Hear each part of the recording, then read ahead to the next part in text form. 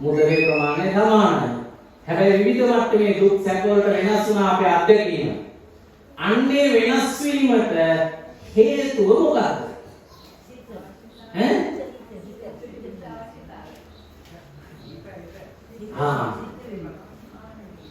ඕකට දුටි කැලක් එකතු වෙනවා. හිතපු විදිය. ඔබ ඒක ගැන ඒ වෙලාවේ නේද? හිතපු විදිය. මෙන්න මේ හිතන විදිහ විතරයි දුක්ඛතා පසුත දෙකම ඇති කරන්නේ. හරි මුදල බිඳුවක් තිබිලා සන්තෝෂ වෙන්න බැයිද? පුළුවන්. එහෙම වෙන කාට ඉන්නවා. අතේ සතේ නෑ. හරි කිසි අවුලක් කෝටි ගණනක් තිබිලා දුක් වෙන්න පුළුවන්. ඔය කෝටියටම සන්තෝෂ වෙන්න පුළුවන්.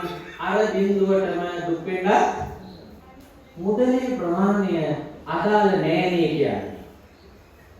නේ? ඒ කියන්නේ මුදල් ඕනද නැද්ද ජීවත් වෙන්න? යකෝ කියන්න හොඳ නෑ. ඕන. නේද? මුදල් ඕන ජීවත් වෙන්න. ගොඩාක් තියෙන්න හොඳ නැද්ද? ගොඩක් තිබ්බට කමන්නේ. හරි? ඕන තරම් හොයන්නේ නරකයිද? නෑ. පුළුවන් නම් තව හොයන්න. හැබැයි මුදල් කොච්චර හේවුවත් මොකක් හම්බෙන්නේ නැද්ද? ඒකට නේද හොයන්නේ. සන්තෝෂය හම්බෙන්න කරන්න ඕනේ වෙන එකක්. හැබැයි මුදල් ඕනේ නැත්තේ නෑ. දැන් මගේ වාහනේ තෙල් නිකන් වදින්නේ නේ. ඒක කැඩුණොත් නිකන් හදන්නේ. මට ලෙඩ වුණොත් නිකන් බෙහෙත් දෙන්නෙත් නෑ. නේ මම බාහිර නැගම නිකන් අරන් යන්නෙත් නෑ. එහෙනම් මුදල් ඕනේ. කොච්චර තිබ්බක් කමන්නේ මොන හරි වැඩක් කරන්න ඕවා. මේ අපි කියන්නේ මුදල් ගෙවීමේ වැරද්දක් නෙමෙයි. මුදල් එකතු කිරීමේ වැරද්දකුත් නෑ මට අනුනා. බුදුදහමට අනුව. හරි. විසාකට කොච්චර සල්ලි තිබුණාද? අනාථ පිටිකේ සිටුවරයට කොච්චර සල්ලි තිබුණාද? බුදුහාම කිව්වේ නෑ ඔබ දාලා විල මහාන වෙනවා කියලා. නේ? මුදල් තිබීම හෝ හෙවීම නෙමෙයි ගැටලුව. ඒ සතුට ලැබෙනවා කියලා මිත්‍යා දෘෂ්ටික වීම. හරි? ඔයාලා සන්තෝෂය ලැබෙන්නේ මුදලින් කියලා හිතලා මුදල් වෙන වැඩේ විතරක් වෙනස්. සන්තෝෂය ලබන්න වෙන වැඩක් කරන්න ඇත්තේ. හරි? දෙවෙනි එක බලයනේ අපේ මාතෘකාව. බලයටත් ඔය ප්‍රශ්න දාන්න. කොයි ප්‍රමාණයට වඩා බලවත් වූ විට දුක නැත්තටම නැති වී සන්තෝෂය ලැබෙවිද? මොකද ඔයාලා ප්‍රමාණය කීයද? බලය කියන ප්‍රමාණය. ඔබට හිතන දේ ඔබට කළ හැකිද? ඔය තමයි අඩුම බලවත්භාවය. සමහර දේවල් වල ඉන්න අයට එච්චරවත් බලයක් නෑ. දෙන දෙයක් වෙන දෙයක් බලාගෙන විතරයි පුළුවන්. මොකක් කරන්න බෑ. හිතෙන එකක් කරන්න අය කියන්නේ නැති තරම් බලය අඩු මහත්තු එහෙම ඉන්නවා සමහර කෙනෙක්. එච්චරකටම යන්න බලය. ඕකේ ගෙදර ඇතුලේ බලය, ගම ඇතුලේ බලය, නගරේ ප්‍රාදේශීය සභාවේ මේ පළාතේ රටේ ලෝකෙ උමෝම දිව්‍ය ලෝක දක්වා මේ බලය යන්න පුළුවන්. සක්විති රාජ පදවිය පෘථුවිය සහ දිව්‍ය ලෝකයේ සියල්ලන්ට බලය පැතිර විය හැකි බලවත්භාවය. මේ බලවත්භාවයේ කොයි මට්ටමද වෙනත් දුක නැත්තටම නැති මට්ටම කියලා කියන්න පුළුවන්. එහෙම එකක් නෑනේ. දැන් මේ ඉන්න අපේ සාමාන්‍ය වාලාසික ජනාධිපතිකක් වෙන්න වෙන්නේ අපි පිටුපෝටි රටේ. මොකද අපි වරකම් කරන්නේ මේක උරුකට යන්නේ නෙමෙයි. බොරු කියන්න වරකම් කරන්න බැරුව හරි අමාරුනේ අපේ වාගේ රටක මිනිස්සුගෙන් ඡන්ද ගන්න. පුරුදුලා දෙන්නේ මේක ඔයාලා හොඳයි කියලා මම හිතන්නේ කියන්නේ. ඔයාලට අටු ගානේ අපේ රටේවත් ජනාධිපති වෙන්න වෙන්නේ නැහැ. හැබැයි බුදු දේශනාවට අනුව සක්විති රජ වුණා. ඒ දුක නැත්තටම නැති අවස්ථාවක් නෙමෙයි. ඒ ඉන්න ඔයාලගේ සන්තෝෂයේ වුණා ගමනට බලය හදලා වැඩක් නැහැ. බලය ඕනෙම නැද්ද? ඒ බලය තිබ්බම හරි අපේ වැඩ පහසුවෙන් කරගන්න එහෙනම් අයුක්ති සහගත නොවන බලයක් තිබුණට වරදක් නේ. ඒ දැන් අපේ අපවත්තුන් ස්වාමීන් වහන්සේගේ මරණ සහතිකයට අරගෙන ආවනේ දේ මට ගන්න ගියේ සම්පූර්ණ කාලය රෝහලේ තියෙන පැය දෙක පමණයි. ඔය වෙනකොටම ඔක්කොම ආදරය වෙලා. ඒ භික්ෂුවකට තාමත් ලංකාවේ තියෙන ගරු කිරීම යටතේ හිමි බලය නිසා. ඔයාලට ඔකට දවස් දෙකක්වත් යනවා. හරි ඔක්කොම ටික ඉවරයි. අපිට දැන් ඒ තියෙන බලය ප්‍රයෝජනවත්. ඒකෙන් මට පුළුවන් වුණා අපේ ප්‍රදේශයේ ආදර්ශමත් ආදාන පුණ්‍යෝත්සවයක් කරන්න. ඒක අදහවල් දෙකමාරට අපවත් වුණා හෙට 3ට පාන්සකුවේ. දැන් හොඳ කියනවා කට්ටිය වවාන කෑවෙත් නෑ අපිට කරදරයක් වුණෙත් නෑ හාමුදුරන්ගේ ගෞරවයක් හොඳටම තිබ්බා.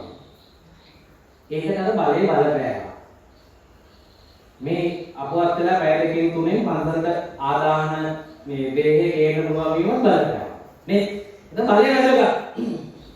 මේ මොන දෙයකද බලය අත්පත් කරගත හැකි නම් ධර්මානුකූලව අයුක්ති සහගත නොවන විදිහට ඒක විභාගයකින් හරි ඡන්දයකින් හරි මොකක් හරි සාධාරණ ක්‍රමයකට කොතරම් බලවත් වුණත් වරදක් නෑ. ඒ මොනවද කියන්නේ? බුදුහාමුදුරුවෝ දසසක්විතිවත් කියලා කියනවා.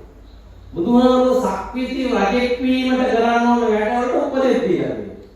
ඒ කියන්නේ සක්විති රජෙක් වීමට උත්සාහ කිරීමේවත් ධර්මාය ඇතුලේ වරදක් කියන්නේ නෑ. බලය උපරිම එක. හැබැයි එකක් තියෙනවා. මොකද්ද?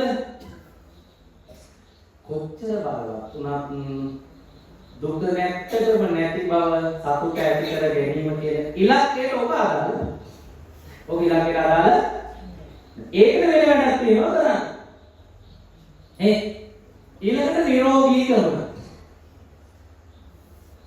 කොයි වාගේ මට්ටමේ ලෙඩ තියෙනකන්ද පින්නතුනි සන්තෝෂය තියෙන්නේ.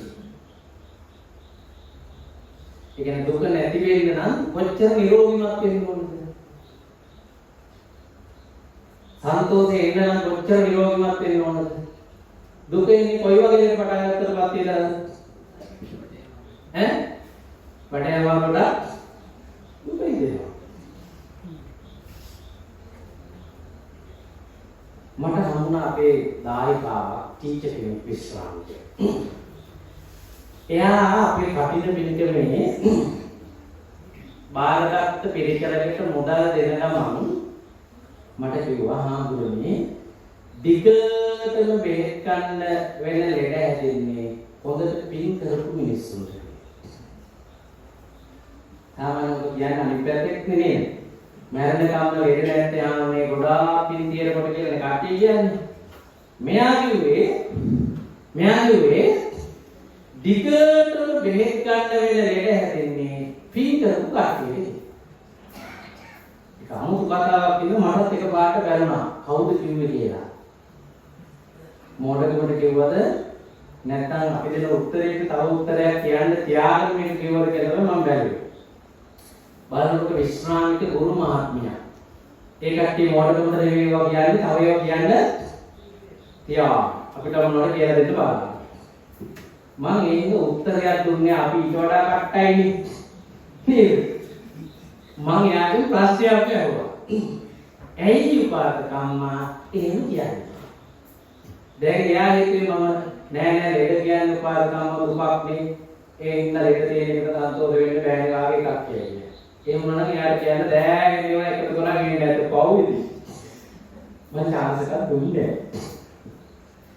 නෑ. මම ඇයි වහම කියන්නේ?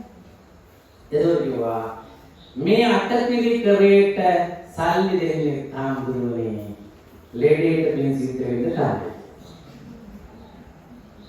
මට ඒ තේරෙන්නේ නැහැ. එතකොට එයා කතාව කිව්වා. එයා ගෙවල් හදන්න ණය ගත්තා. පුතාලට උගන්වන්න ලෝන් ගත්තා. මට යවන්න සමහර වෙලාවට උගස් තියෙන සමහර දේවල් ගත්ත ණය දුන්නා. විශ්‍රාම වැටුපෙන් භාගයකට වඩා තාම ඒවට කරේනවා. එයා කියනවා සාමාන්‍ය මටයි මහත්තයාටයි කනකොනේ වටයි අත්‍යවශ්‍යව දිනවන මලකයක් වුණොත් මගුල් ගෙදරට යන්න වුණොත් ඔය වගේ මාසෙට එන වැඩ ටිකට මගේ මුදල් ටික මදිත් වාගේ. එයා එමු දුකේ ඉඳලා අවුරුදු 5ක් විතර. ඊට පස්සේ තමයි ලෙඩ හැදිලා තියෙන්නේ. එයා කියනවා ලෙඩ හැදෙන්න ගත්තට පස්සේ මට අමතර ආදායම එන්න ගත්තා නෙවෙයි. මම කොහොමද? එයා කියනවා දරුවෝ 3 දෙනෙක්. එක්කෙනෙක් ටීවී කෙනෙක්, එක්කෙනෙක් ප්‍රයිවට් කම්පැනි එක විදායක නිලධාරියෙක්. අනිත් පුතා වෛද්‍යවරයෙක්. හරි?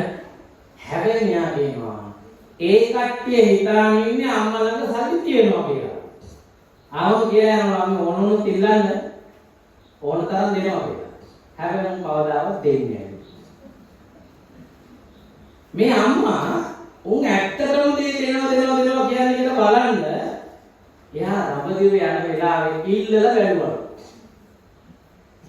දඹදිව යන මෙහෙම ලක්ෂයකමාරක් දෙකක් යනවා පුතේ මෙහෙමයි කියලා කිව්වම පුතක් දුන්නලු දුවල දෙන්නත් ලොකු මුදල් බැගින් දුන්නා.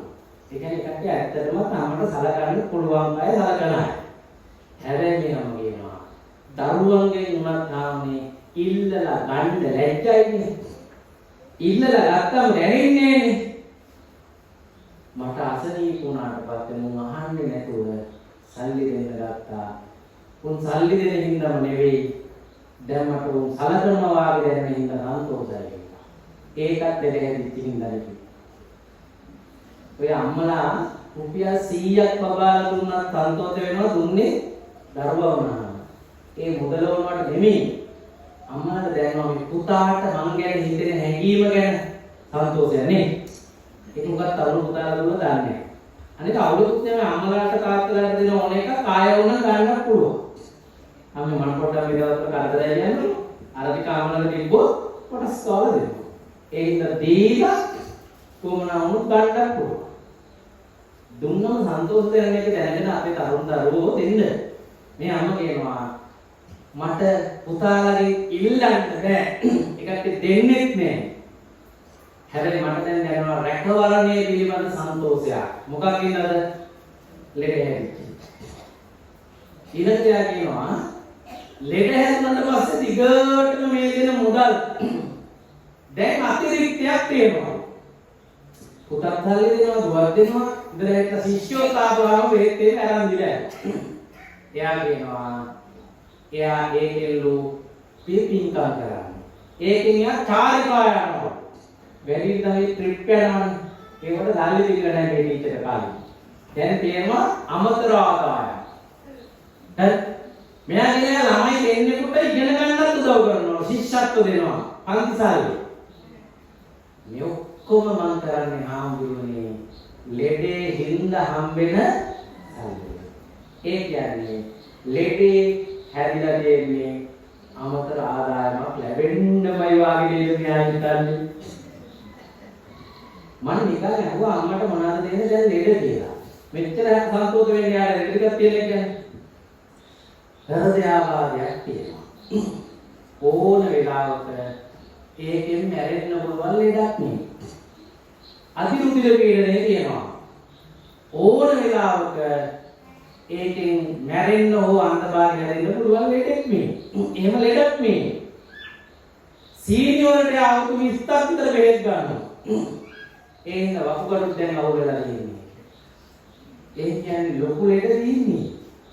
ඒ වුණාට එයාට ඒ කියන ලෙඩ ගැන කිසිම දුකක් නෑ. ඔයාලට එහෙම වෙලා නැද්ද?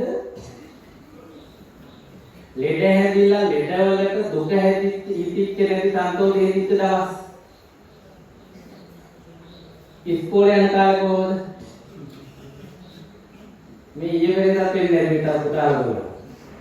ඉස්කෝලේ ගිහින් කොටි කන්න තියෙන දවසක් නේද? අපිට හැදෙන ලෙඩේ කොච්චර අමාරු වුණත් අපිට ලෙඩේ ගැන දුකක් දැනෙන්නේ නැහැ. එහෙම හැදිච්ච නැති දවසක් බඩයවවරු හදාගත්ත කට්ටිය අපිනේ.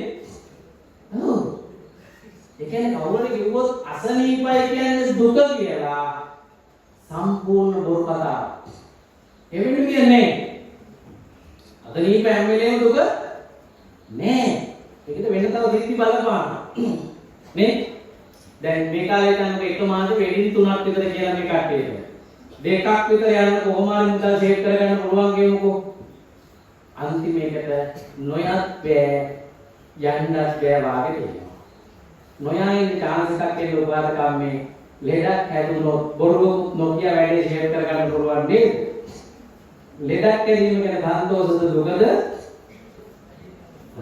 අපිට තාමත් ඒක තේරෙනවා කියන්නේ. ඒක මතක තියාගන්න. එකම ලෙඩේ තිබිලා විතක සතුට විතක දුක අපිට දැනෙනවා. හරි? විතක දුක විතක සතුට දැනෙන්න ලෙඩේ බලපාලා නැහැ. ඒකෙදි බලපාලා තියෙන්නේ මොකද්ද? ලෙඩේ ගැන හිතන විදිය. ඔයාලා දන්නොත් ඒ ලෙඩේ හැදිච්ච එක වාසීවාද සිතුවිලි ටිකක් ලෙඩේ කොච්චර දරුණු වුණත් දුක නැහැ. හරි? මේ පුතාලාගේ තරුණ පුතේ දැන් අවුරුදු 2කට විතර ඉස්සරලා ඒ ලෙවල් වලට දවස් 3ක් විතර තියෙද්දී බයික් එකෙන් වැටිලා කකුල 3 තැනකින් විතර කැඩුණා. අතක් කැඩුණා. බයික් එකෙන් භාගයක් විතර කෑලි හැදුණා. හරි? එයා ඕලෙවලු ඒ අටක් එක්ක බී එකක් අත්තලා. අපි යන්නේ ගැන පොඩක් බලාපොරොත්තු තියාගෙන ඉඳලා. විභාගයක දවස් 3ක් විතර තියෙද්දී එයා වැටිලා මෙතරේ ලියන්න වෙන්නේ නැති වෙන්න ආබාධිත වුණා. හරි? දැන් අපි ඔක්කොටම දැනෙන විදියට එයා සෑහෙන පව් නේද? අවුරුදු දෙකක් ඉස්කෝල පන්ති ගිහිල්ලා ඔක්කොම සූදානම් වෙලාන්නේ පව්නේ. මටත් ඒ දුකේ ළමයා ගැන දැනিলা මම බණ්ඩාරවැලි පැත්තේ වැඩසටහන ඉවර වෙලා ඇවිල්ලා රෑ 9:00ට විතර ගියා එයා බලන්න. මොකද පහවදත්තායකට වෙන ගමනක් තිබුණා. මම ඒ ගමන ගිහින් ආයෙ දවස් 4කින් එතකොට විභාගෙ පටන් ගත්තා. එනවා ඇවිල්ලා බලලා හිත හදලා වැඩක් නැහැ. එනවා රෑම ගියා. ගිහිල්ලා මේ ළමයාගේ හිත හැදෙන්න මම එක එක ඒවා කියනකොට මේ පොල්ල බකබක ගාලා හිනා වුණා. මම කිව්වා ගණන් ගන්න ඕනේ නැහැ උත්තර. අපි ඊළඟ පාර හොඳට ලියමු. දැන් උතරම මාස දෙකක් විතර ඉන්න වෙන දෙකේ අර පාඩම් කරන්න බැරි වෙච්ච ටික ඔතන ඉඳලා බලමු පුතේ කියලා ඔය කියනකොට ඌ hina වෙනවා. මම ඇයි කියලා චුට්ටක් ඉන්නේ. මේ චුට්ටක් කියලා දෙන්නේ අම්මා ඉලම්පස හදන්න යාලා. අම්මා ගියා තේ එකක් හදන්න ඉලම්පස එකක් හදන්න. මූ කියනවා හාන්නේ මෙහෙම වෙච්ච එක හොඳයිලු. මෙහෙම වෙච්ච එක මාර වාසනාවක වෙච්ච එකක් වාගේ. මොකද කකුල් දෙකක් කැඩිලා බයික් එකක් කුඩු වෙලා විභාගෙ ලියන්න වෙන්නේ නැති වෙලානේ. ඔව් මම මොකක් කියලා ඊට පස්සේ කියනවා මෙයා මේ සැරේ විභාගෙ ලියන්න නෙවෙයි ඉන්නේ. මාස 3කට ඉස්සෙල්ලා අම්මා එක්ක කතාව කිව්වලු මේ සැරේ සූදානම් නැහැ ලියුවත් පේල් වෙන්න වෙනවා. අම්මා වෙනුත් උනාලු බලගෙන ඉන්නවා කොල්ලන්ට පුළුවන් අම්මලා දැනගෙන අන්දන්න ඌ එහෙම ලාක්ෂ කොල්ලේ ඌ එහෙම කරන අම්මව කොහොමද කැමති කර ගන්නවා. එහෙනම් ඊළඟ පාර හොඳට ලියන්න කියලා කියාගන්න. මෙයා කියනවා මට තාත්තා එක්ක කියන්න බෑ අම්මම කියන්නේ නම් තාත්තට. අම්මා ආදේම හැබැයි අම්මට මේක කියන්න බැරි වෙනවා. තාත්තා දන්නේ මෙයා මේ අවුරුද්දේ පුතා ලියන්න නැති බව. තාත්තා හමුදාවේ ඉහළ මට්ටමේ නිලධාරියෙක්. එයාට මාසෙට පොඩි නිමාඩු ගන්නයි තියෙන්නේ. එයා නිමාඩු නොගෙන මාස 3ක් වැඩ කරලා එක දිගට දවස් 10 15 නිමාඩුවක් දෙනවනේ කට්ටියම හිටපුවාම අන්නේ නිමාඩු අරගෙන මේ ඇක්සිඩන්ට් එක වෙන්න දවස් 5කට විතර ඉස්සෙල්ලා ගෙදර ඇවිත්. ඒ ඇවිල්ලා දවස් දෙක තුනක් යනකොට තමයි තාත්තා දන්නේ මූ මේ සැරේ ලියන්නේ නැහැ. තාත්තෙක් තරහ යනවද නැද්ද? යන්න ඕනද නැද්ද? යාකම මේ තාත්තට ඔබතුන් තරහ ගියා. ඇයි? මෙයාට කීලක් නැහැ. එයයි දල්ලි වේදන් කරන්නේ. එයාගේ එකම පුතා. එයා බලාපොරොත්තු වෙන්නේ මේ හැදෙන කැම්පස් එකයි කියලා. මොකද ඒ රටයි බී එකේ ළමයි. තාත්තට විශ්වාස කරනවානේ. තාත්තගේ සම්පූර්ණ මනස කඩා වැටුණා. මෙයා ලියන්නේ නැහැ කිව්වා. ඕකට තාත්තා ඒ වෙලාවෙ ඉඳලා කොල්ලට බම්. රෑ 8 9 10 වෙනකම් උඩ දිගට හරකට බම්. ඌ තියවදගෙන හිටියා පුළුවන් තරම් පස්සේ කිව්වා. ඉතින් තාත්තේ මම අම්මට කියලා මාස 3කටත් වැඩිනේ. එයා කියන්නේ බය ඔයාට. දැන් මල්ලි කොයි පැත්තට හැරෙනවද මහත්තයා? දැන් මල්ලි අම්මගේ පැත්තට හැරෙනවනේ. අම්මා ඉතින් වැරද්ද අම්මා විහිද ටිකක් වෙලා අරගෙන හිටියා. හැබැයි තාත්තට දැන් තරහ වෙලා තියෙනවා. තාත්තා කියවනවා කියලා. අමුදාට කරලා වැඩක් නැහැ. මෙහෙමයි. ඉතින් අම්මලා තාත්තලාගේ වගේ දන්නවනේ නේද? අම්මට ටිකක් වෙලා විතරයි උසන්න පුළුවන්. ටිකක් රැඳෙනකොට මේක ලොකු රණ්ඩුවක් කියලා. හරි. අසාධාරණයෙන් ඇත්තම තාත්තට කිව්වේ නේද? ඉතින් තාත්තා හිතන්නේ ඒ පැත්තේ. අම්මට වෙලා තියෙන අත්තරෙන් දැන් පිළිගන්නේ තාත්තා. මේ රණ්ඩුවේ අවසානය තමයි රෑ 11:00 වෙනකොට අම්මයි තාත්තයි හොඳටම රණ්ඩු වෙලා තාත්තා මේ නිමාඩු දවස් 15ක් ඉන්න වෙලාව එක්කනා ඒ රෑම බයික් එකේ අරගෙන යනකොටම නිවල්ලාගෙන ෆෝන් එක ඕෆ් කරනවා. හරි. ඔබිත් එක්ක යන්නේ. ගිහිල්ලා එතන කට්ටියට යාගේ යටත් අමුදාගෙන දාන්න කියනවා. මං නැවත ආවව කියන්න එපා කියලා. මේකට කෝල් කරොත් කියන්නේ නිමාඩු කියන්නේ සර් කියලා කියන්නේ. හමුදා කට්ටිය කිව්වොත් එහෙම කරනවා. මෙයා ගෙදර කට්ටිය සමීපව දන්න යාළුවෝ දෙතුන් දෙනෙකුට කිව්වා පොඩි පාඩමක් උගන්වන්න මම යන්නේ. ඒක මම ආවා කියලා කියන්න එපා. දන්නේ කියන්නේ මේ කට්ටිය දවස් 2ක් 3ක් යනකම් තාත්තගේ ෆෝන් එකට ගත්තට ෆෝන් එක වැඩ නැහැ. ඔෆිස් එකට ගත්තට ගිහිල්ලා නැහැ. පොලිසියට කියන්න බයයි රාජකාරී මට්ටමේ කෙනෙක් ඉඳලා. එහෙම කිව්වා මොනවාරි ප්‍රශ්න වෙයි කියලා මෙයා අපට තේරෙන්නේ නැහැ. හැබැයි තාත්තා මොකක් කරගත්තද? කොහේ ගියාද? ඉන්නවද නැරිලාද? සෑහෙන ප්‍රශ්නයක්. සමීප කීප දෙනෙක් විතරයි ප්‍රශ්නේ දාන්නේ. හරි? ඔන්න ඔහොම හරිම අමාරු වෙලාවක ව්‍යාකූල මනසක් ඇති කරලා මේ තාත්තා පුතාගේ ෆෝන් එකට කෝල් එකක් ගත්තා. එහෙනම් කියනවා තමසේ පෙරළුණාට කමක් නැහැ. මේ දරේ අනිවාර්යෙන් ලියන්න ඕන.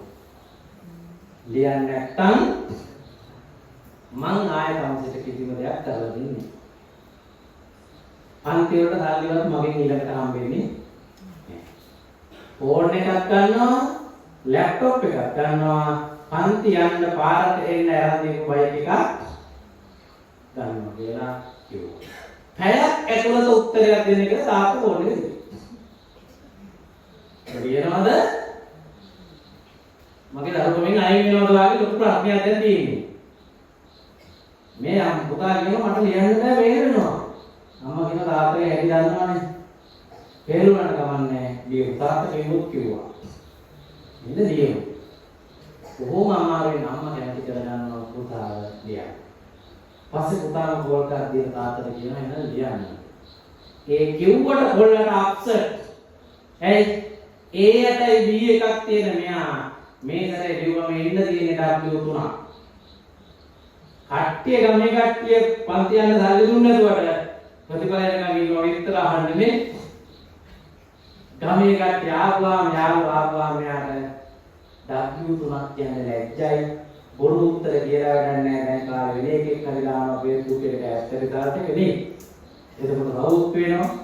ඒ ඉන්න දැන් බුද්ධිමත් ළමයි බොරු කියන්නේ නැහැ රිසල්ට් වල පේන්නම් පේන්න කියලා කියනවා. ඉස්කෝලේ රිසල්ට් සීට් එක කාලේ ෆොටෝ කාලේ ඉස්කෝලේ ගෲප් එකේ දාපුවම ඉවරයි. ඉන්න පේන්නම් පේන්න කියන්න වෙනවා. හැබැයි මෙයා ටිකක් ගෞරවයක් තිබුණා හොඳට පාස් වෙච්ච හොඳට ඉගෙන ගන්න ළමයෙක් කියලා. ඔන්න ඕකේ එයා හිතේ ව්‍යාකූල පීඩිත මනස. ඌ වන්ති යනකොට වංගුවක වැල්ල විතරාගේ බයික් එක වැටෙනවා පෙරලෙනවා කකුල තුන් තැනකින් කැරිලා එයා ලියන දකුණු අතට කැරිලා බයික් එක බලු වෙලා හැරෙවුමට කියනවා හාන්නේ මට මුලින්ම මතක් වුණේ දැන් තාත්තත් තරහ වෙන්නේ නැතුව පිළිබහගෙන යන්නේ නැතුව ඉන්නේ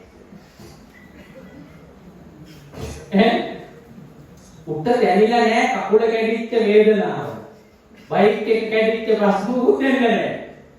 මේ ඇත්ත කතාව. හරි? මෙයා කියනවා ආන්නේ මට මතක් වුණේ එකම එක. දැන් මට විභාගෙ ලියන්න නැතුව ඉන්න පුළුවන් තාත්තගෙන් අවුලක් දාන්න තාත්තා අවුලක් දාන්න දෙන්නේ නැහැ. නේ එතකොට කකුලක් කැඩිලා අතක් කැඩිලා දුක දැනෙන්නේ නැති වෙන්නේ හිතන්නත් තමයි කියන්නේ තේරෙනවනේ. එයා හිතලා දෙන්නේ. එයා කියනවා ආම දන්නේ විස්තරේ. මොකද මං කිව්වා ඒ උනාට වාගේ දැන් කකුල කැඩිලා කකුල හැදෙන්නේ නැති වෙන්නත් පුළුවන්. ආබා මේ පොඩි නොන්ඩියක් ගෙනින්නත් පුළුවන් ලොකු ප්‍රත්‍යයනවා කියලා. දැන් තාක්ෂණයේ දියුණුවේ. මේක හැදිට හිතන්න එපා කියලා. මේක වඩා අවුත්තුවට කකුල් කුකුරුපු කැඩිච්ච කකුල් දෙකටම වෙන්නේ කට්ටියක් හදලා දෙනවා. එන්න මේකට ඉතර බය වෙන්න දෙයක් නෑ. ඊට වඩා මට සතුටු මගේ ලැප් එකත් බේරිලා ෆෝන් එකත් බේරිලා ඉන්ෂුරන්ස් එකේ බයික් එකත් අලුතෙන් හදලා හම්බෙලා මගේ නම්බුවත් බේරිච්ච එක තමයි. දැන් අපිට ආය අවදාවක් කියන්න බෑ නේද? දුක් එන්නේ අසනීප වලට කරදර වුණාම එහෙම විතරයි කියලා.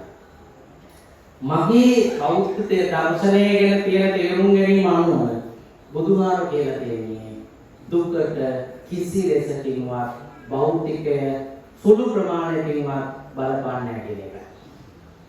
චුට්ටක් බලපාන්නේ නැහැ. බලපාන්නේ එකයි. මොකක්ද? ඒ සිදුවීම ගැන ඒ වෙලාවේ හිතන විදිය. ඒකම ගැන වෙන වෙලාවක හිතන වෙනස් විදියකට ආයෙත් දුක එන්න පුළුවන්. හැබැයි දුක සතුට ඇති කරන්නේ මොකෙන්ද? මේ මොහොතේදී හිතන විදිය සහ සිදුවීම අතර තියෙන පොඩි ප්‍රශ්නයක් ඒක. මම ඒක අන්තිමට කියනවා. දැන් අපිට හිතෙන්නේ අසාර්ථක වුණාම දුකයි සාර්ථක වුණාම සතුටුයි කියලා නේද? අම්මලා කියන්නේ හොඳට ඉගෙන ගත්තාම පුතේ දුකක් වෙන්නේ නැහැ සතුට වෙනවා කියන්නේ. කොයි විභාගෙද එහෙම වෙන්නේ? හිතත් විභාගුණාට පස්සේ දුක් ඉවරද? ඕලෙවෙල්? ඒලෙවෙල්? ප්‍රථම උපාධිය? පශ්චාත් උපාධිය? ලෙක්චරර් කෙනෙක් වෙන එක? ඊළඟට දැනුම නිර්මාණය කරන විද්‍යාඥයෙක් හෝ දාර්ශනිකයෙක් වුණා කියමු. දැන් දුක් ඉවර වෙනවද? එහෙම ඉවර වෙන්නේ නැහැ. ඒත් එහෙම ඉවර වෙන්නේ නැහැ. ඕකේ නුට්ටක් ඉගෙනගෙන තිබුණාත් දුක නැත්තටම නැති කරන්න පුළුවන් චුල්ලබන්තට කලේ. එක ගාථාවක්වත් මතක හිටින්නේ නැතරම අධ්‍යාපනයේ දුර්වලයි චුල්ලබන්තට. හැබැයි ඔය අපි කියන්නේ යන දුක නැත්තටම නැති බවයි අත්දැකීම චුල්ලබන්තක වින්දා. අත්පත් කරගත්තා. නේ? හිතන විදිය උගක් කියව වෙනස් වෙනවා. මට හම්බුණා එක දියෙන්න 2018 විතර. ඒ ලෙවල් ප්‍රතිඵල ආවට පස්සේ ඔල්ලෝසුවක් නැති එක මම හොඳයි කිව්වට තිබ්බොතුත් හොඳයි ඈ. මොකද මට ප්‍රශ්නයක් නෑ මම කොහොම බෑ 6-7ක් විතරක් බල කියන වෙලාව. ඔයාලට ප්‍රශ්නයක් නෑ. එතකොට ඔයාලට වැඩි කරගන්න ඊළඟට කරගන්න වෙලාව හදලා දෙන්න ඕන.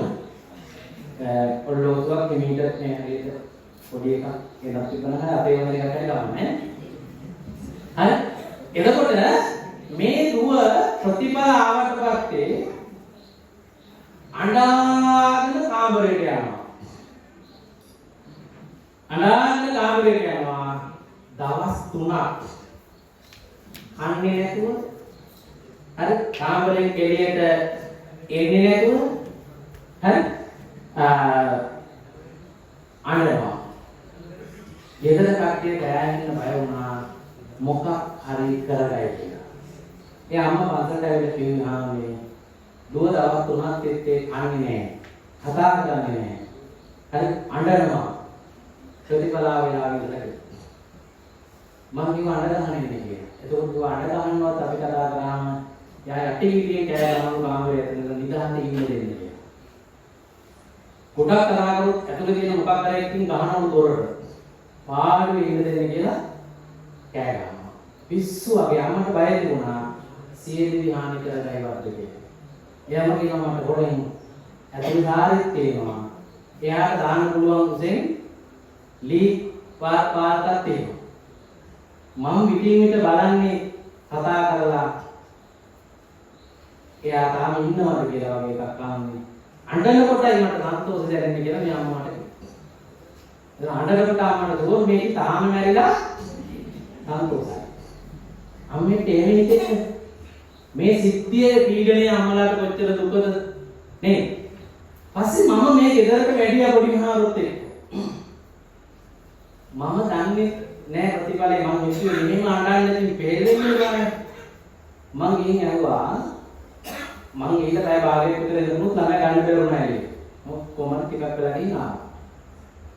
මම අහුව පුතේ දැන් කොහොමද ප්‍රතිඵලය? මොකද මම එයාගේ එක විෂයක් හරි පාස් නම් මට ඒක ඇති එයාව පොඩ්ඩක් වෙනස් කරලා අරගෙන පොඩ්ඩක් හිත හදමින් ඔයිටත් වඩා බේරෙච්ච අය ඉන්නවනේ කියලා හරි කියලා මොකක් හරි කියන්න. මම ඒක පොයින්ට් එකක් හොයාගන්න එපා. මම ඒකටයි ඇහුවේ ඔයාගේ ප්‍රතිඵල දැන් කොහොමද තියෙන්නේ? මේ දුකේනවා ඒ තුනක් ආවුදුනේ කියලා. දැන් ඒ තුනට මෙච්චර පිස්සු කෙලින්න ඕනිද? මට එතකොටම මතක් වුණා. රෑන්ක් එක සමහර වෙලාවට එයාට ඕන උපාධියම කරන්න බැරි වෙන්න බලපාන්න පුළුවන්. අපි මෙයා කොමර්ස් කරලා තිබුණේ ආසයි මැනේජ්මන්ට් යන්න කෑගල්ලෙන් ගන්න එකට 60යි මෙයා 61 කියලා යන්නේ තමයි. මම අධ්‍යාපනයත් එක්ක ඉන්න නිසා අපි දන්න නිසා මම ප්‍රොටස් කරලා ඇහුවා රෑන්ක් එක දැන් කීයද කියලා. ඩිස්ට්‍රික්ට් රෑන්ක් එක. ඒක විතරයි වැඩගත්තු. මෙයා කියනවා 3 කියලා. දැන් මේකේ පේනවාද මට එයා අඬන්න හේතුව ඒ තුනක් තියෙනවා ඩිස්ට්‍රික්ට් 3.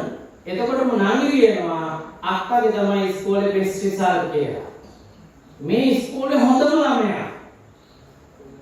දැන් අඬන්න හේතුවක් පේන්නේ නැහැ නේද? ඔය වයසේ ළමයි අපි හොඳට දානවා. ඊට පස්සේ මම පොඩ්ඩක් අම්මා ඒක මේක වෙනකන් ඉඳලා ඇහුවා දුව මොකෝ පොල්ලාවක් පේද කියලා. මෙච්චර හොඳට පාස් කරලා මෙහෙම වෙන්නේ මම එහෙම කිව්වා මෙයාමට කිව්වා ආන්නේ එහෙම ළමයි කිව්වේ නෑ. හිටියා නම් මට මෙච්චර ලොකු සාත්‍යක් ගන්න බැරි වෙනව නේද? තරකේ ආරෙන්නේ නේද? මේ ඔක්කොම කරවන්න කරලා විභාග පාස් වෙන බෑරලා. ළමයි කිව්වා මට මේක ප්‍රතිඵලය බලන්නකො මම එහෙම කෙනෙක් නෙවෙයි. අපි දන්නේ ළමයි දෙන්නේ ඉන්නේ නෑ. මම එතකොට ඇයි දැන් යන්නේ? අනන්ත හේතුවක් පේනවද මේකේ? මෙයා කියනවා ආන්නේ ප්‍රතිඵල වංචා කරනවා. ප්‍රතිඵල වංචා කරනවා. මම වෙනුවට එතකොට මේ ඔයා තුන වෙන්න විදියක් නැද්ද? තුන වෙලා තියෙන වැරදිලාද කියලා. නෑ හොර කරලා. මම මොකද? නෑ මේ මට තමයි පළවෙනියා වෙන්න තිබුණේ. මම තමයි පළවෙනියා වෙන්න ඕනේ. ඒක මොකක් හරි කරලා දීලා. මම කිව්වා ඔයාම විභාගෙ කියලා. ඔයා කොහොමද කියන්නේ? ඔයා පළවෙනියා වෙන්න ඕනේ. ඔයාට කියන්නේ බෑ නේ තවත් කට්ටිය ලියුමනේ පාඩම් ගන්න. නෑ. කෑගල්ලේ මම ගියේ ප්‍රසිද්ධම ලොකුම සර්ලා දෙකේ පන්ති. ඒවට තමයි ඔක්කොම ළමයි ඉන්නේ අපේ ඉස්කෝලේ වල අර වයසේ. ඒකේ අපි ළමයි 10 දෙනෙක් විතර සර් විභාගෙ වුණාට පස්සේ ආපහු හෝල් එකට ගෙනල්ලා ඔෆිස් එකේ තියාගෙන අපේ පේපර් ලියුවා. මෙයාලා අයිලන්ඩ් රෑන්ක් ගැන හිතාන හිටපු ළමයි ටික. දක්ෂයි. ඒ සර් කෙනෙක් මෙයාට කියනවා ඔයාගේ සබ්ජෙක්ට් දෙකක විතර තියෙනවා. උසස් පෙළ ළමයෙක් ලියන්න ඕනට වඩා වැඩියෙන් ඔයා ලියන උත්තර. එහෙනම් පුතේ ඔයා ලංකාවේම එක දෙක වාගේ වෙන්න පුළුවන් ළමයෙක් ප්‍රතිඵල බලාපොරොත්තු වෙන හොඳ එකක් වාගේ. මේ ළමයා බැලුවේ ප්‍රතිඵල පාස් බලන්න නෙමෙයි. මොකද බලන්න බැරිද? පළවෙනියට බලන්න. පළවෙනියට කියලා බලනකොට පළවෙනියා නොවුනම දුකයි. දැන් මේ ළමයාට හම්බෙලා තියෙන ප්‍රතිඵලය නරකද? ඒ තුන ඉස්කෝලේ බෙස්ට් රිසල්ට් එක කැම්පස් තේරිලා ඕන එකට යන්නත් පුළුවන් ඕනම කැම්පස් එකක් හොරගන්නත් පුළුවන්. එයා මේ දුක් වෙන්නේ බොරුවටද? අපි රවට්ටන්න දුක් වෙනවද? නෑ. දුක හැදෙන ඔරිජිනල් ක්‍රමයටයි මේ ආඩ දුක ඇවිල්ලා තියෙන්නේ. ඔන්න මෙන්න මේක තමයි බෞද්ධ දර්ශනය. දුක හැදෙන්නේ අපි කිව්වා හිතන විදිහට අනුව කියලා. දුක හැදෙන්න බලපාන්නේ නේ භෞතික තත්වය හොඳද නරකද කියන එක. හරි? දුක හැදෙන්නේ මෙන්න මෙහෙම වෙද්දී විතරයි. මොකද ආන්නේ මේ හැම කෙනෙක්ම අපිට මේක තේරුනොත් සෑහෙන පොඩ. හරි? අපිට දුක හැදෙන්නේ අපි හිතෙන් අනුමාන කරන එකයි ස්වභාවිකව උරුම වෙන එකයි අතර තියෙන වෙනසෙදී හිතුවේ එක වැරදුනා වුණොත් ඉතින්. හරි? දුක එන්නේ කොහොමද? හිතපු එක වැරදුනොත්. හිතපු එකයි ලැබෙන එකයි අතර වෙනසක් එක්කෝ විතරයි දුක එන්නේ. සන්තෝෂෙන්නේ කොහොමද එන්නේ?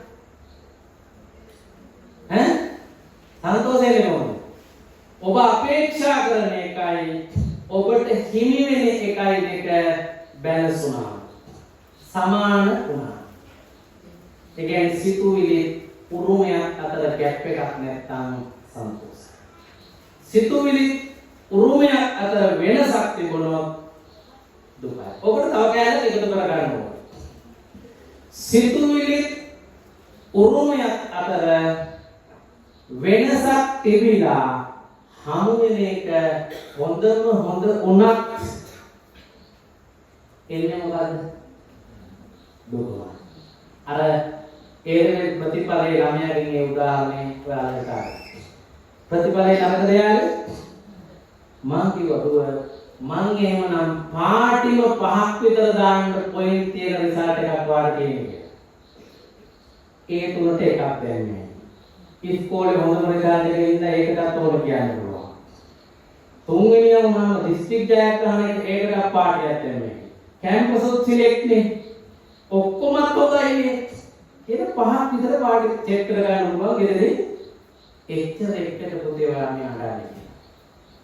හරි? ඒ වුණාට එයාගේ දුක නැති වෙන්නේ නැහැ. ඇයි? එයා අපේක්ෂාව පළවෙනියා වීම හමුනේ තුන්වෙනි. තුන්වෙනි හොඳ වෙන්න පුළුවන්. හැබැයි එයාට හැදිලා. එයාගේ අපේක්ෂා භංග වෙනවා. නේද? බුද්ධ දේශනාවේ සුභ කියන්නේ මොකද්ද? ඉච්ඡා භංගත්වය. බලාපොරොත්තු බිඳීම. හරි? බලාපොරොත්තු බිඳ වැටීම වුණොත් විතරයි දුක එන්නේ. ඒ හින්දා තමයි අර බඩේ කැක්කුම සමහර දවසට දුක එන්නේ නැත්තේ. ඒ දිනේ අපි බලාපොරොත්තු පාසල් නොයාමට හේතුවක් හොයන එක. ඉතින් බඩේ අමාරුව ලැබීම බලාපොරොත්තු බිඳ වැටීම නෙවෙයි සඵල වීම. සන්තෝෂයි නේ? දුක එන්නේ දැන් ඔන්න ඔය කැප්පේ මම ගත්ත අලුත ගත්තාම තිබිච්ච බෆර් එක හරිම කැටයි. මට ඕන කරලා හිතේ ඒක අයින් කරලා වෙන ලස්සන එකක් ගන්න. හැබැයි ඒකට ලක්ෂ ගණනක් විතර යනවා. ඔහොම හිතා ඉන්නකොටම අපේ පොල්ල ඉතරක් වань. ඔයාලා හිතන්නේ මට දුක හිතෙන්නේ නැද්ද? සන්තෝෂෙ හිතෙන්නේ නැද්ද? මාන සන්තෝෂයක් ආවා. එනවද? ඒකට දැන් 75000ක් විතර හම්බ වෙනවා. ඒ හැම්මේ එකට මම චුට්ටයි දාන්න ඕනේ මගේ වැඩේ කරගන්න. නම වාමේ හැපිලා. ඒ වෙලාවෙ මට ඒක ලාභයි. ඒ වෙලාවෙ මට ඒක පාඩුවක් නෑ. එන්න මම හොය හිටියේ සල්ලි හැම්මේ විදිහට ඒකට. හිතලා හැප්පුවා නෙවෙයි. උවදින් හැප්පුණා. හැබැයි මට සන්තෝෂය දුන්නා. ඒ කියන්නේ දුකේ ඉන්නේ මොකක් වුණොත්ද? හිතන එක වෙනස් වුණා. ඔයාලා දන්නවද මෙන්න මේ කතාව අහන්න. මේ කතාව දන්නවා පෙරදිග නොවන බටහිර අය. දුක හැදෙන්නේ බැලන්ස් එක නැති වුණාම කියලා. හරි? සිතුවිලි භෞතිකයක් අතර සමබරතාවය නැති වුණාම දුක හැදෙන්නේ. හැබැයි එයා තෝරගත්තේ සිතුවිලි වලට ගැලපෙන්න බඩු ඩිවලොප් කිරීම. මට මේ ටික කියන්න දීලාම පිළිගත ගන්න. එයා තාමත් උත්සාහ කරන්නේ සිතුවිලි වලට ගැලපෙන්න බඩු ඩෙවලොප් කිරීම. හැබැයි ඒක අසාර්ථකයි. හේතුව මට හිතුණට කැඩෙන්නෙම නැති බඩුවක් හදාගන්න තාක්ෂණය කොච්චර තිබුණත් මොන අමුද්‍රව්‍යෙන්ද මම හදන්නේ කියන්නකො. කැඩෙන්නෙම නැති බඩුව. එන්න ලෝකයේ සිතුවිලි වලට හැලපෙන්න ලෝකේ හදාගන්න වැඩේ කරන්න බෑ. කවදාවත් බෑ. මේ බැරි බව දන්නේ හින්දා තමයි බුදුහාමුදුරුවෝ ලෝකයට ගැලපෙන්න හිත හදාගැනීමේ යෝජනාවක් අපිට දෙන්නේ. දැන් බුදුදහම ක්‍රමය හිත හදන්න කියව ලෝකයට ගැලපෙන්න. විද්‍යාව ක්‍රමයවත් හිතට ගැලපෙන්න ලෝකය හදන්න උත්සාහ කරනවා. එයාලා වැරදිනවා නේද? අපි දිනන්න පුළුවන් ක්‍රමයක්. එතනද බුදුදහම කියන විදිහට අපිට උරුමයන් ස්වභාවිකයි.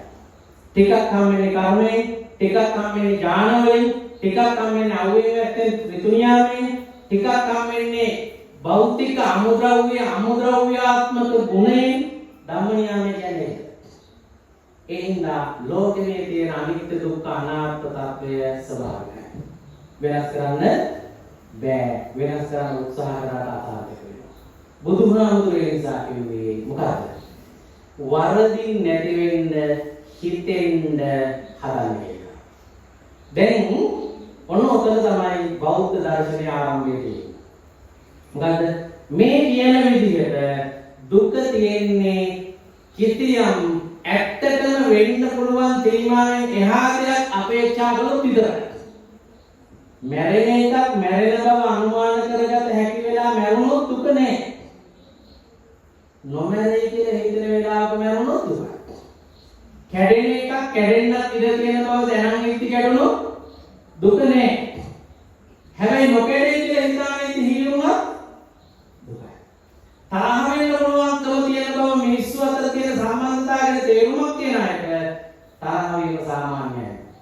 හැබැයි තරහ වීම ගැන බලාපොරොත්තු නැති කෙනෙකුට ඕන්නේ කෝප් වෙලා හින්දා දුරකථනයේ ප්‍රතිචාර දැක්වීමත් දුක්බරයි. නේද? බෞද්ධ දර්ශනයේ විදර්ශනාව කියලා එකක් අහලා තියෙනව නේද? ඒක කරන්නේ ඇත්ත తත්වය මොකක්ද කියලා ලෝකයේ ගැන අපි භාවිත ප්‍රඥාව අපි කියන ප්‍රත්‍යක්ෂ ඥානයකින් කියලා ගන්න. හරි? අපේ තියෙන ඔළුවේ වැදුණු මතකයක්. ඒ අපේ දන්න දැනුම නෙමෙයි පිළිගත්ත මතයක්. ඔන්න ඕකේ ලෝකයේ ගැන වැරදි දත්ත තියෙන කාල තමයි ලෝ හිතනවා වරදී. මේක ධර්මයේ කියන්නේ පිළිතුරු අවිද්‍යාව. බලහව තියෙන එක. මොකද හිතන එක වරදිනකොට දුක දැනෙනවා. හිතන එක වරදින්න හේතුවක් තියෙනවා. ඒ මොකද? හිතන්න භාවිත කරපු විස්තර වැරදි වීම. ඒ හින්දා බුදුදහම කියන්නේ දුක නැත්තටම නැති බව හදන්න ඕන නම් එහෙම කරන්න ඕන. මොකද කරන්නේ? ඔයාලා භාවිතා කරන ලෝකයේ තේරු දේවල් ගැන ඇත්තම ඇතිතැටිය තේරුම් ගන්න පුළුවන් කරා. ඒක අමාරු නෑ. හරි? ඒක හැදුණු ගමන් මේ ලෝකෙ සිද්ධ වෙන අටලෝදාම තෑම සිදුවීමම මට දැනෙනවා. ඒ එසේ සිදුවිය හැකියි කියලා. ඒක එහෙම වෙන එක සාමාන්‍යයි කියලා. ඒක එහෙම වෙන එක සාමාන්‍ය නම් ඒකට අප්සෙට් යන දෙයක් නෑ. නේ? ඕක ඔටෝ හිතෙන්න හදන්න ඕන.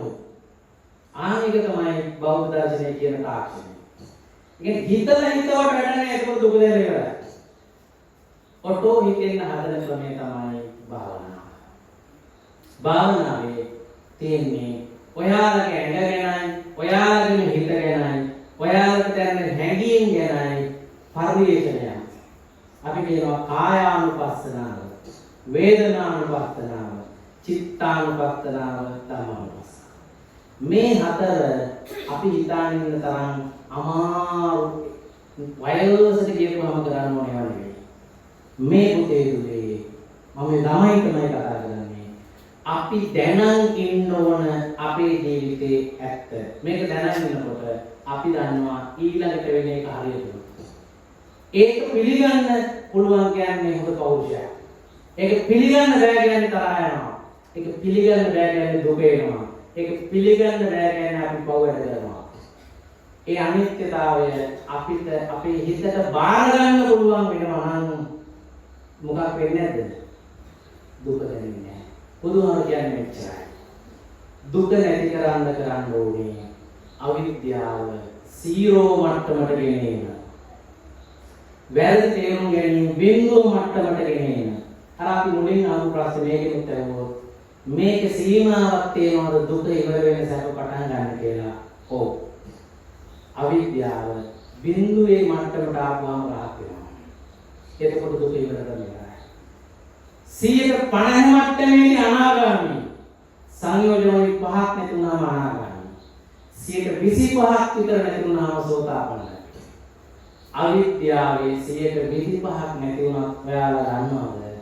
සක්විති රජ කෙනෙක් ලබන සැපය වාගේ 16 ගුණයක සැපයක් සහ ඒ සැපේ යලි කඩා වැටෙන්නේ නැති සැපයක් ලෙස සැපවත් වීම වෙනවා කියලා ඉතින් ධම්මපදේගාතාව තේමා. සක්විති රජතුමා ලබන සැපය සෝතාපන්න කෙනාගෙන් 16 පංගුවක් අධ්‍යයනය. ඒ හින්දා මේ බණ අහපු පින්වත් ඔබ හැමදාම ආරාධනා කරනවා බෞද්ධ ධර්මයේ තියෙනවා ටෙක්නික් එකක් කොහොමද ඔය ඔටෝ වැඩ කරන ඥානය වෙනස් කරන්නේ කියලා. ඒක තමයි පොඩි වැඩ ටික. හරි?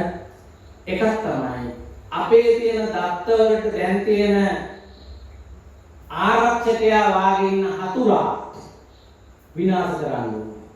විනාශ කරලා විවෘත ලෙස ඔය කියන පරීක්ෂණය කරලා මේ දත්ත වෙනස් කරනවා. මේ තරුණ ළමයින්ට තේරෙනවා මේක විවෘත. ෆෝන් එකේ වෛරස් සහිතව නම් software එක තියෙන්නේ වේගෙන් වැඩ කරන්නේ හරියට වැඩ කරන්නේ නේද? ඒකට ගහන්න පුළුවන් නේද හරියට software එක අලුතින්. ගහද්දී මොකද වෙන්නේ?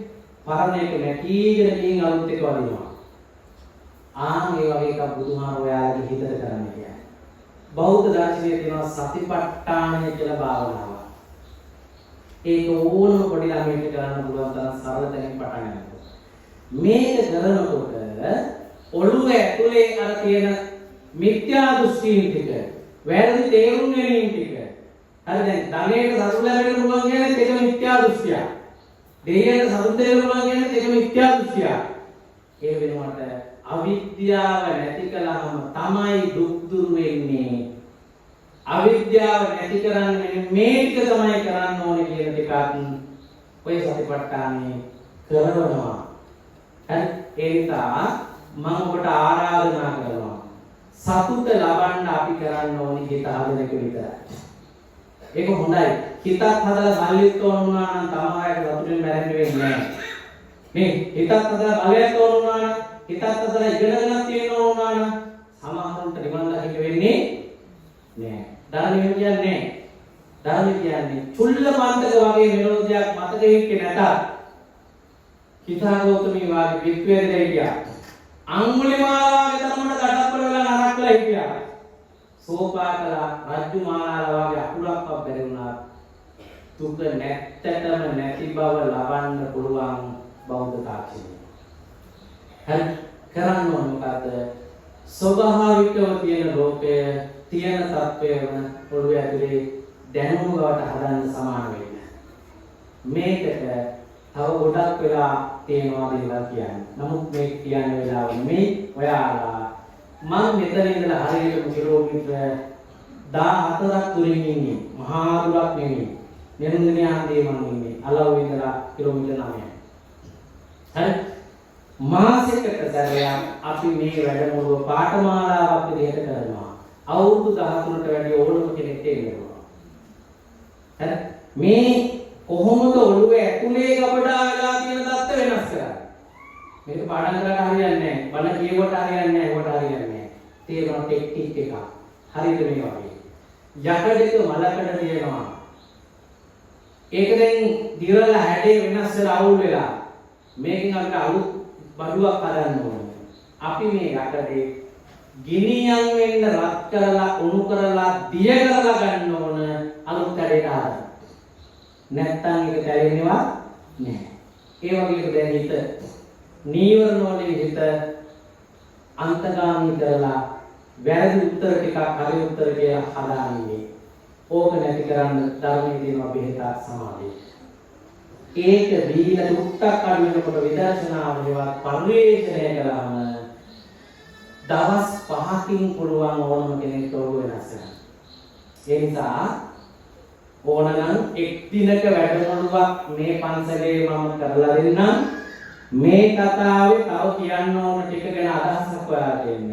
ඊට පස්සේ පුළුවන් හැමෝම දිනපාක මේ වාසික ප්‍රතිකාරයකට එන්න අපේ ආරණ්‍යයට අපට පුළුවන් ඔයාලා වගේ අයගේ ජීවිතෝමන අවශ්‍ය කරා. ඒ මොකද දුක නැත්තටම නැති මට්ටමේ තැපයක් ලෝකෙ කොයි වගේ තත්ත්වයන්ට මුහුණ දෙද්දී ඔළුවේ පරිස්සම් කරගන්න ඉඩ. ඉතින් අන්න ඒ සඳහා මේ ධර්මානුශාසනාව ශක්තියක් වෙත්වා කියන මතක් කිරීම කරමින් මේ උතුම් ධර්මානුශාසනාව සඳහා අපට ආරාධනා කරලා වඩම්මාගෙන ඒ වගේ ඉතාම හොඳින් ධර්ම ශ්‍රවණය කරපු පින්වත් පිරිසක් හැටියට මේ බණ අහපු පින්වත් ඔබ හැම කෙනෙක්ටම රැස්වුණු ඒ මහනීය කුසල සම්පත්තියේ බලයෙන් නැන නොවන පෑදේවා ප්‍රඥාව වැඩි දියුණු වේවා දුකක් නැත්තටම නැතිභාවයේ සැප තියෙන්නේ මාර්ගඵලවල විතරයි.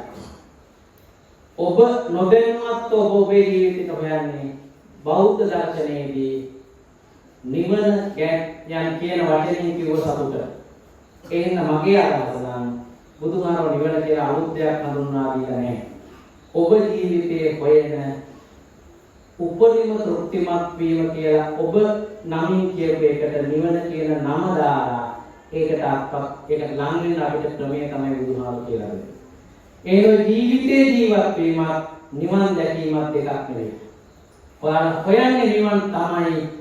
ඒක ලබන්න කරන්න ඕනේ මේ පරිවේෂණ ටික කරලා ඔළුව සමබර කරන්න ලෝකේ සබාධාම් කරගන්න.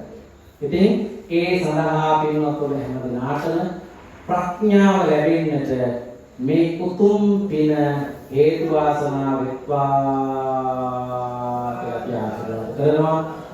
විශේෂයෙන්ම ධනුෂ්ක මහත්මයා, හේමචන්ද්‍ර මහත්මයා, මව ඇතුළු පවුලේ ඥාති පිරිස මේ පීඨයේ දායකත්වයේ දරමින් විශේෂ කොට අපේක්ෂා කරනවා මාස 3කට පෙර අභාවක් ප්‍රාප්ත වුණු වේවේකාලේ පදිංචිව සිටි එම් සිරිපාල මහත්මයා ඇතුළු මිය පරලොව යන්නට යෙදුණු සියලු ඥාති වර්ගයාට එවැගේම මිය පරලොවගේ ගයදක මහත්මයා, රත්න මහත්මයා, වීරසිංහ මහත්මයා ඇතුළු සහෝදර පිරිසට තවත් ධර්ම ශ්‍රවණය කරන පින්වත් ඔබ නමින් මියගිය සියලුම පින් අවශ්‍ය ඥාතීන්ට අපවත් වදාළ නායක ස්වාමීන් වහන්සේ ඇතුළු මහා සංඝරත්නයට මේ පින් අනුමෝදන් කරන්නට මේ පින් අනුමෝදන් වේවා. භවගාමී ජීවිතයේ සුවපත් භාවයට පැමිණෙත්වා.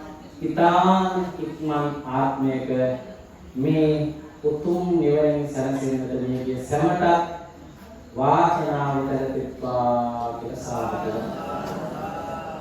ඒ වගේම පින්වත් ඔබ හැම දිනකටම බෞද්ධ දර්ශනය කියනවා සාන්දෘෂ්ටික සෝය කියලා.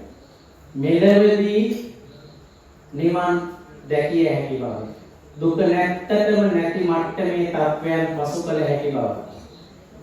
ඒ කියන්නේ අපි ප්‍රාර්ථනා කරන්න ඕනේ, උත්සාහ කරන්න ඕනේ මේ ජීවිතයේදී පුළුවන් නඩව දවසක මේ තත්වයටපත් වෙන්න.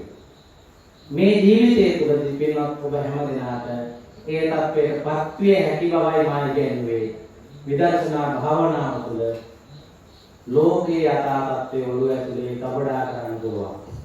එහෙම තාක්ෂණිකව නිවැරදිව කරලා පින්වත් ඔබ හැම දිනකටම මෙලවදීම උතුම් දුක නැත්තටම නැති සුවපත් භාවයේ අත්දැකීම ලබන්න නිවනින් සැනසීම ලබන්න මේ පින හේතු වාසනාම වෙත්වා කියලා. සියලු දෙවියන්ට මේ පින් ලැබේවා, අනුමෝදන් වේවා. දෙවියෝ මේ පින් අනුමෝදන් කරගෙන සුවපත් භාවයට පැමිණෙත්වා. අවසන දෙවියෝ උතුම් අමා හරියමින් සැනසෙත්වා. ආකාසත්තා චුම්මත්තා දීවා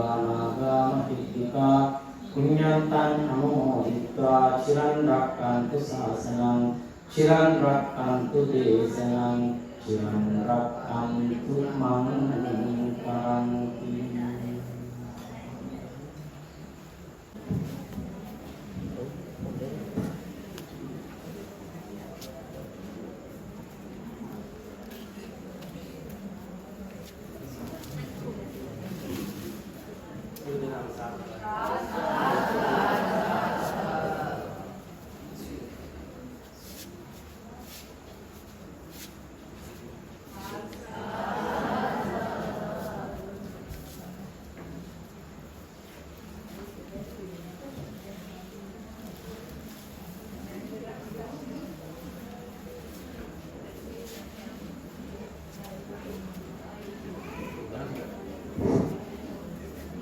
ඔබේ ගෞරවනීය හාමුදුරුවනේ අවසරයි.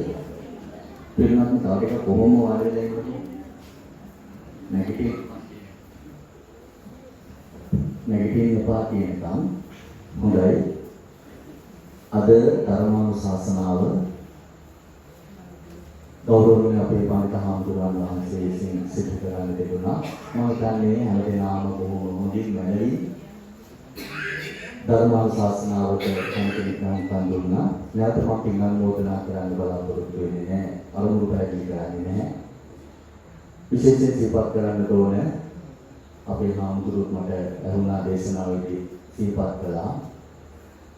ඇත්තටම ගෙදරක ධර්මයේ දේශනා කරනවට වඩා මෙතෙක් සහභාගී වෙච්ච ගොඩක් දෙනෙක් මේ ඉඳගෙන පැයකට වගේ ආසන්න කාලයක් හොඳට ඉඳගෙන වන්ති කෑවුවා. මම කියන්නේ ඒක තමයි වටිනම දේ. ගොඩක් දේවල් තියෙනවා අහක ගන්න ඕන තියෙන දේවල්. ගොඩක් තියෙනවා.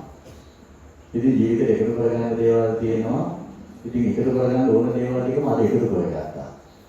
ඉතින් ඇත්තම කතාව දේවල් වල තියෙන ගොඩක් දේවල් අහක දාන්න තියෙන දේවල්ම තමයි. ඉතින් බණක් කියලා කියන්නේ බණ. දානයක් කියලා කියන්නේ දානයක්. මල ගමක් කියන්නේ මලගම. මලගමක් මගුල් දේවල් නෙවෙයි. මගුල් දේවල් දාන නෙවෙයි. දාන බණක් නෙවෙයි. ඒ නිසා ඕක හඳුනා ගන්න ගොඩක් අවශ්‍ය වෙන්නේ ඇඟේ හයිය නෙවෙයි මොලේ හයිය. ඉතින් ඔන්න ඔය පසුබිම හදලා දීපු දායකත්වයේ දරපු පිරිනතු දෙවියට පින් අනුමෝදනා කරනවා. හැමදෙනාම ඒ තත්වයන් හඳුනාගෙන ඒ විදිහට මේ බුදුදහම අනුගමනය කළොත් මම හිතන්නේ ජීවිතේ වරදින්නේ නැහැ. හැමදෙනාටම හරදෙකුත් නැහැ.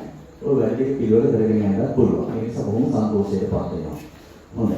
අද මේ ධර්මානුශාසනාව ඔන්න ඔය කියන අරමුණු බොහෝමයක් මුදුන්පත් කරගෙන තමයි සිද්ධ කළේ. ඒ නිසා අපේ ගෞරවනීය පඬිතු හාමුදුරුවන්ට වැඩම කරන්නට ඕන නිසා පස්සේ සිහිපත් කරන්න ඕන කරුණු ටික මම සිහිපත් කරන්නම්. අපගේ අනුකම්පාවෙන් අපේ ආරාධනාව පිළිඅරගෙන මේ අවස්ථාවට වැඩම කරමින් මේ පිළිතුන් කෙරෙහි අනුකම්පාවෙන් ධර්ම දේශනාව සිදු කළ අපේ පඬිතු හාමුදුරුවෝ ඉතින් උන්වහන්සේට අපි අනුමෝදනාවන් සිදු කරනවා. අද අපේ විහාරස්ථානයේ වැඩලා අපගේ අනුකම්පාවෙන් මේ පින්කම් සිදු කරපු නෙළුම්දෙණිය ගෝතම විහාරස්ථානයේ හා ඉසිපතන ආරණ්‍ය සේනාසනය යන විහාරස්ථානයන්හි උභය විහාරාධිපති ත්‍රිපිටකාචාර්ය රාජකීය පඬිත ශාස්ත්‍රපති කම්මඨානාචාර්ය අපේ හිතවත් කල්යාණ මිත්‍ර අස්සද්දුවේ කමලසිර ගෞරවනීය හාමුදුරුවන්ට පුණ්‍යානුමෝදනා වේවා. අප සිදු කරගත් පින්කම් කරම කොටගෙන ඔබ වහන්සේ නිදුක් වේවා, නිරෝගී වේවා, සුවපත් වේවා. ඔබ වහන්සේගේ දෙමෝපියෝකාරකාදීන්ට මේ පින් අනුමෝදනා වේවා. ඒ හැම දිනාටම කෙලවර චතුරාර්ය සත්‍ය අවබෝධ වේවා කියලා සාදු පුණ්‍යානුමෝදනා කරමු. සාදු සාදු සාදු. එහෙමනම් අපේ ගෞරවනීය හාමුදුරුවන් වහන්සේ නැවත විහාරස්ථානයට වැඩම කරමු. අවුරුදු මුදුරේ වැස්ස කරගන්න හාමුදුරුවෝ වැඩම කරනවා.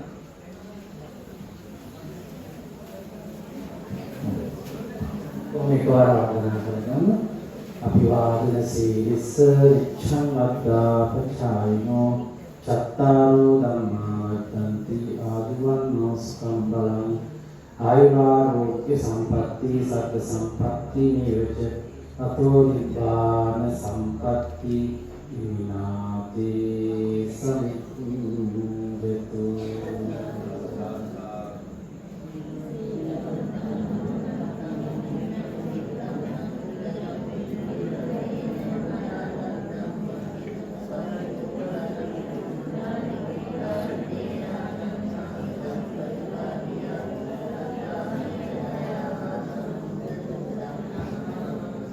තේරුම් ගන්නයි.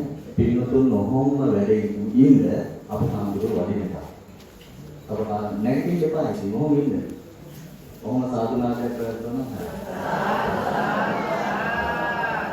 මොකද ඒ ගන්නවා.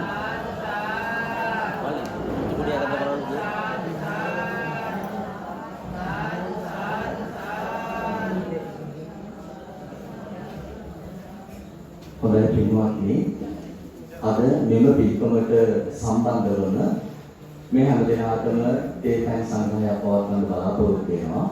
ඒ නිසා හැම දිනම මෙතන වාඩි වෙලා ඉන්න මෙතනටම ගෙනත් දෙනවා. දැන් වැස්ස තියෙන නිසා හැමතැනම මඩ එහෙම යන්නේ ගියම බෑ. ඒ නිසා අපේ දන්සලේ සංවිධායක පිළිතුරුට සිහිපත් කරනවා. දන්සල පවත්වන පිළිතුරුන් මේ ධර්මශාලාව ඇතුළට ඇවිල්ලා මේ ඇත්තට සංග්‍රහ කටයුතු සිදු කරන්න කියලා සිහිපත් කරනවා. ඒ වගේම පිළිතුරුනේ මේ ධර්මානුශාසනාව පුතා තවදාස් කීයක් යනවද වැඩේ?